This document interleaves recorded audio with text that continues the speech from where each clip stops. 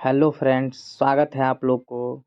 दोस्तों, आज का सेशन बहुत ही महत्वपूर्ण होने वाला है क्योंकि आज मैं आप लोग के लिए बहुत ही महत्वपूर्ण टॉपिक लेकर के आया हूं, जो कि बिहार शिक्षक बहाली के लिए बहुत ही महत्वपूर्ण होगा दोस्तों। चलिए दोस्तों, तो बिना देर किए क्वेश्चन को देखते हैं। यहाँ पे क्वेश्चन है दोस्तों हम लोग का। पहला क्वेश्चन है दोस्तों, यहाँ टॉपिक है सम इम्पोर्टेंट टॉपिक्स। और यहाँ पे जो हम लोग का पहला क्वेश्चन है कि 42वें संविधान संशोधन अधिनियम 1976 के द्वारा प्रस्तावना में जोड़े गए शब्द। अगर पूछा जाएगा कि 1942 में संविधान संशोधन अधिनियम 1976 के द्वारा प्रस्तावना में कौन कौन से शब्द जोड़े गए हैं, तो समाजवाद, पथनिरपेक्षता और अखंडता शब्द को जोड़ा गया है। इसके बाद से देखेंगे, यहाँ पे हमारी पृथ्वी की 3 परतें होती हैं, सियाल, सीमा और नीफे। सियाल, सीमा और नीफे। तो चलिए इस सब के बारे में देखेंगे। यहाँ पे सियाल पूछा जाएगा कि किसे कहते हैं, तो इसमें सिलिका यानी SI रेत एवं एल्युमिनियम पाया जाता है, यानी सिलिका एवं एल्युमिनियम पाया जाता है सियाल में। इसका महत्वपूर्ण टॉपिक में इसका मुख्य बिंदु जो है, यहाँ पे भू प्रॉपर्टी या भूपटल कहते हैं। कहीं कहीं क्वेश्चन पूछ भी दिया जाता है कि पृथ्वी की तीनों परतों में से किसे भू प्रॉपर्टी या भूपटल कहते हैं। इस पे आधारित एक और क्वेश्चन यहाँ पे बन सकता है कि इसमें ही पाइप डालकर पानी खींचते हैं या कोयला, सोना, हीरा, खनिज तेल इत्यादि निकलते हैं। अगर यहाँ पे क्वेश्चन पूछा जाता है कि लोहा, सोना या हीरा या खनिज तेल इत्यादि पृथ्वी के किस परत के अंतर्गत पाए जाते हैं या मिलते हैं, तो हम लोग सियाल बोलेंगे। इसके बाद से दूसरा परत आता है इसका सीमा। सीमा जो है दोस्तों, यहाँ पे सिलिका प्लस एल्युमिनियम से मिलकर के बना है तो सियाल हो जाएगा। और यहाँ पे सिलिका प्लस मैग्नीशियम से मिलकर के बना है तो सीमा हो जाएगा। और निकेल के लिए यहाँ पे जो नीफे है उसके लिए निकेल प्लस फेरस है। यानी तीनों के लिए देखिए दोस्तों, यह परीक्षा की दृष्टि से बहुत ही इम्पोर्टेंट है। यहाँ पे देखेंगे कि सियाल के लिए सियाल किससे मिलकर के बना है, तो सिलिका प्लस एल्युमिनियम। अगर पूछा जाता है सीमा किससे मिलकर के बना है, तो सिलिका प्लस मैग्नीशियम। अगर पूछा जाएगा निफे किससे मिलकर के बना है, तो निकेल प्लस फेरस। इस तरह से यहाँ पे निफे हो गया, निकेल प्लस लोहा। इसे क्रूड भी कहा जाता है। अगर क्वेश्चन पूछा जाता है इसे क्या कहा जाएगा, तो इसे क्रूड भी कहा जाता है। एक और यहाँ पे टॉपिक हम लोग देखेंगे कि 32 मीटर नीचे अगर पृथ्वी के जाते हैं तो 1 डिग्री सेल्सियस तापमान बढ़ता जाता है। यानी 32 डिग्री सेल्सियस तापमान बढ़ता है कब, तो 32 मीटर जैसे नीचे जाते हैं तो 1 डिग्री सेल्सियस तापमान वहाँ पे बढ़ता है। दोस्तों एक बार और याद करेंगे इसको कि सियाल जो है तो सिलिका प्लस एल्युमिनियम पाया जाता है उसमें। सीमा जो है उसमें सिलिका प्लस मैग्नीशियम पाया जाता है। और जो नीफे होता है उसमें निकेल और फेरस पाया जाता है। इसके बाद से यहाँ पे देखेंगे, बिहार में जो पहला बार यहाँ भूकंप आया हुआ था तो वह 1934 में आया हुआ था। और उसका जो भूकंप का जो मेन केंद्र था वह दरभंगा में था।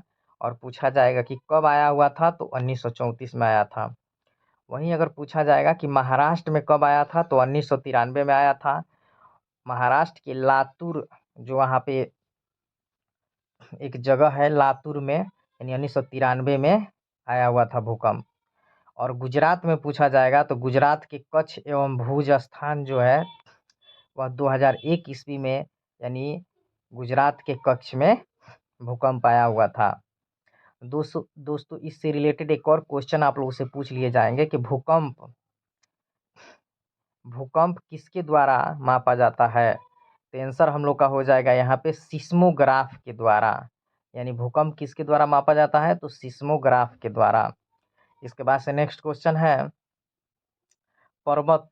अगर कोई पूछता है कि पर्वत किसे कहते हैं, तो उस श्रेणी या उच्च भाग को कहते हैं जिसकी ऊंचाई 900 मीटर हो और जिसका जिसका शिखर संकुचित हो। और पर्वत यहाँ पे 4 प्रकार के होते हैं। एक होता है वलित पर्वत, जिसे मोड़दार पर्वत भी कहते हैं। दोस्तों एक दूसरा नंबर होता है भ्रंशोत पर्वत, जिसे ब्लॉक भी कहा जाता है। तीसरा होता है संचयन पर्वत और चौथा होता है अरावली का पर्वत। दोस्तों यहाँ पे सबसे महत्वपूर्ण जो बात है यह जानना है हम लोग को कि वलित पर्वत के अंतर्गत कौन कौन से पर्वत आते हैं, जो कि आपके एग्जाम के दृष्टि से बहुत ही महत्वपूर्ण है, क्योंकि यह परीक्षा में पूछा ही जाएगा कि हिमालय जो है किस पर्वत का उदाहरण है। तो आंसर हम लोग का हो जाएगा कि वलित पर्वत, यानी हिमालय जो है वह वलित पर्वत का उदाहरण है। इसके बाद से क्वेश्चन पूछा जाएगा कि भ्रंशोत पर्वत यानी यूरोप का जो ब्लैक फॉरेस्ट पर्वत है, अगर पूछा जाता है कि किसका उदाहरण है तो भ्रंशोत पर्वत का उदाहरण है।